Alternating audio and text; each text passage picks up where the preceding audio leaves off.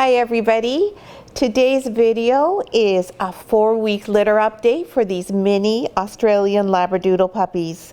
Hi, I'm Claire from Isle Doodles, and in today's video we're going to update you on each of these mini Australian Labradoodle puppies from the Dragonfly litter who are now 4 weeks old.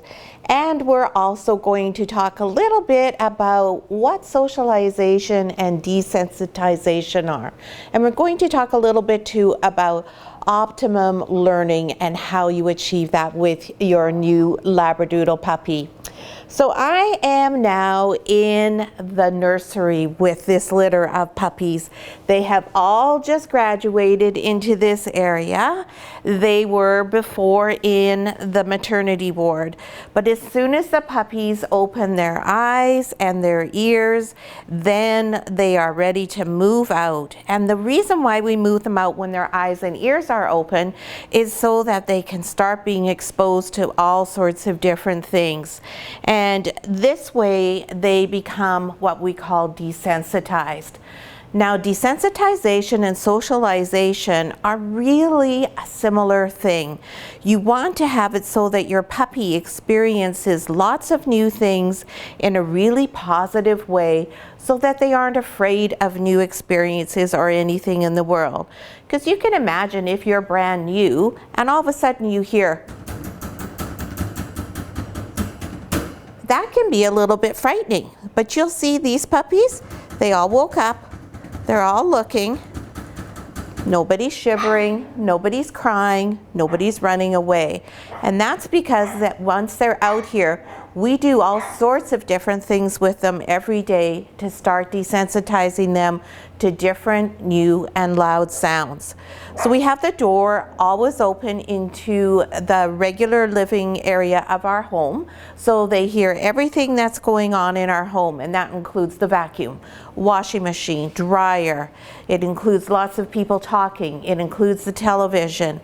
It includes the doorbell. It includes all of our adult dogs barking whenever somebody appears. And in here in the nursery, which is what we call our doodle den, we also have a television that is just for the dogs, and we play all sorts of different things on the television. We make a lot of use of YouTube. YouTube has excellent long playing videos with a variety of things to help desensitize young puppies. So we play them all sorts of fireworks shows, and we turn it up really loud. We start at a low volume, we make sure that they're comfortable, and then we increase the volume so that they are not upset by it. And that's one of the keys when you're socializing, desensitizing, or learning together with your puppy. The experience needs to be positive. Now, if you look on our Facebook page, you'll see a little video from earlier this week with this actual litter. They still have their igloo, and their igloo is a half a crate upside down, where they sleep in there and they feel very safe and secure and protected because they have a roof over their heads. We start them off that way, and then as soon as they're comfortable, we take it away so that they don't have that security blanket, because we want them to be exposed to things. But in that video, when they still had it, I was showing how the puppies responded to a particular toy. And I had the toy out here, and the only puppy who came out and interacted with the toy comfortably was Mr. Black Collar here. The other puppies all stayed in the igloo. But when I put the same toy right at the front of the igloo for them, they were all very curious and interested to come out, explore, and check it out. So that's a really good thing to keep in mind. When you're learning together with your puppy, you want to make sure that your puppy is in an environment where they're safe, secure, calm, and they're not distracted, and they feel very, very comfortable.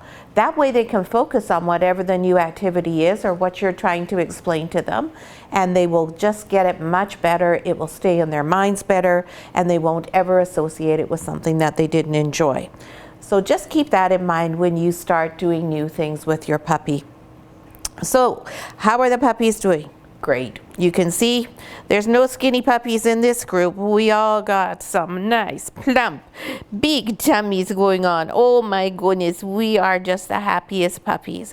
And we are calm puppies. You'll see immediately Mr. Black Collar is upside down, already asking for those famous Labradoodle belly rubs.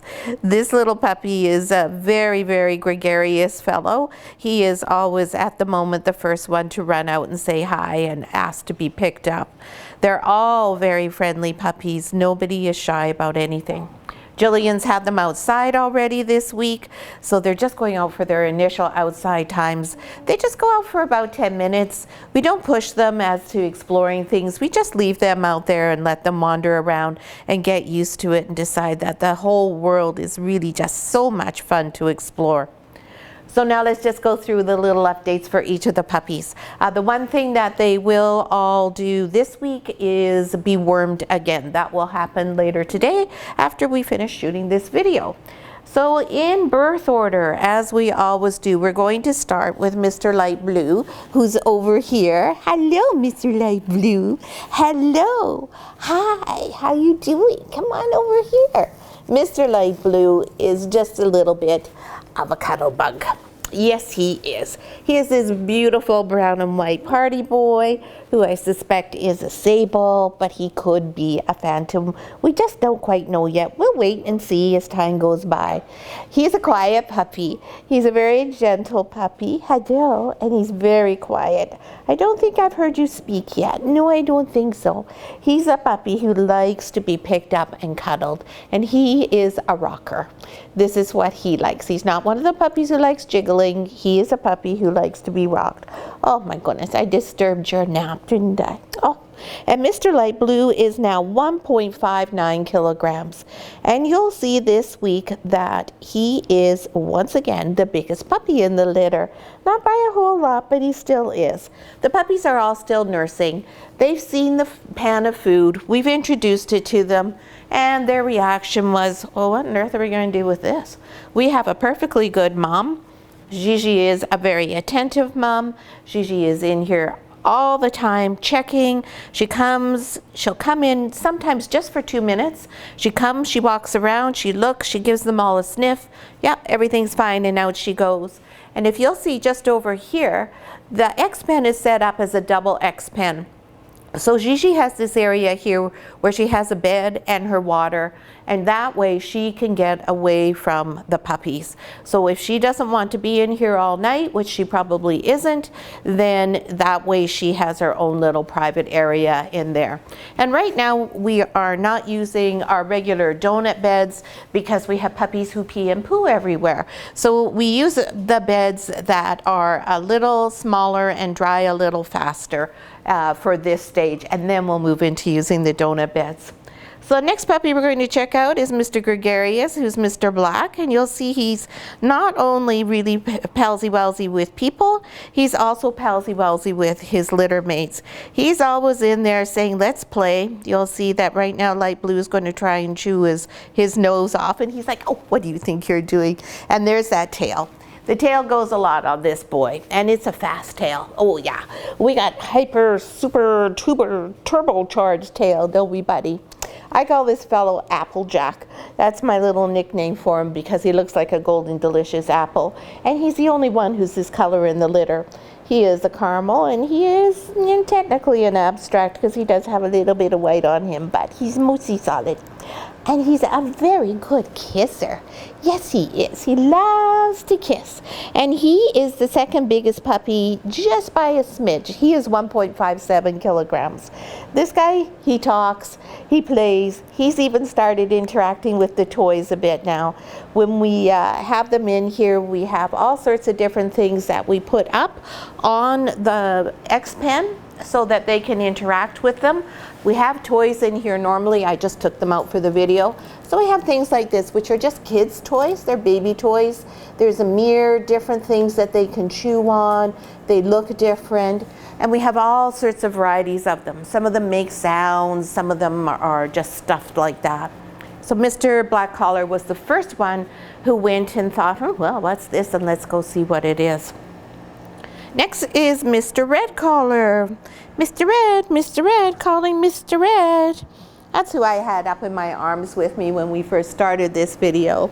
Mr. Red is also a chocolate party and probably a sable too. And he has that very distinctive T on his back.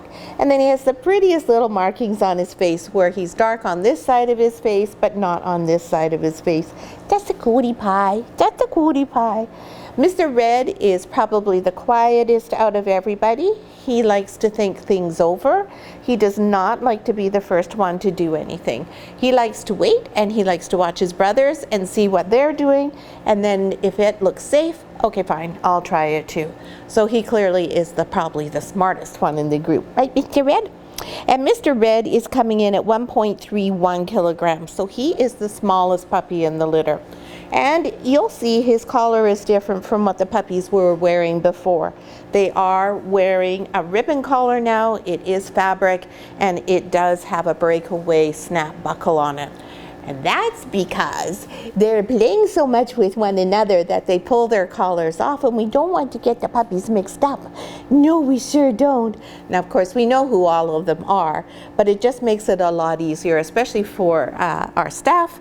And Taylor's not here every single day, so that way she's able to know who's who. And if we have this litter and the rainbow litter together, which we will probably start doing next week, then we're sure we have the right puppy back in the right litter. Because when you have puppies that look very similar to one another, that are only 24 hours difference in age, it's easy to go, oh, is that Ripples or is that Gigi's? So we don't want to be making that mistake. Next is Brown Collar. Mr. Brown Collar, hey buddy. Mr. Brown Collar is one of the puppies who is definitely sable. Come here, honey. And when he was first born, and still on his face, looks very much like a phantom Labradoodle. But you can see already on his back that his coat is clearing out, his color is changing. The color is still very strong on his face, but it will continue to morph out, so he won't have these tan points showing up quite like they are now. If you look on the website, you see a picture of Gigi.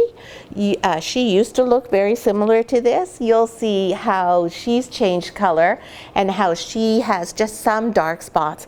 Hers are primarily over her muzzle, on her ears, and then she has this gorgeous dusky lavender color down on her neck on one side. It's just the most pretty color. And then she has darker on her tail and around her leg area. So Mr. Brown Collar will also have some interesting markings like that.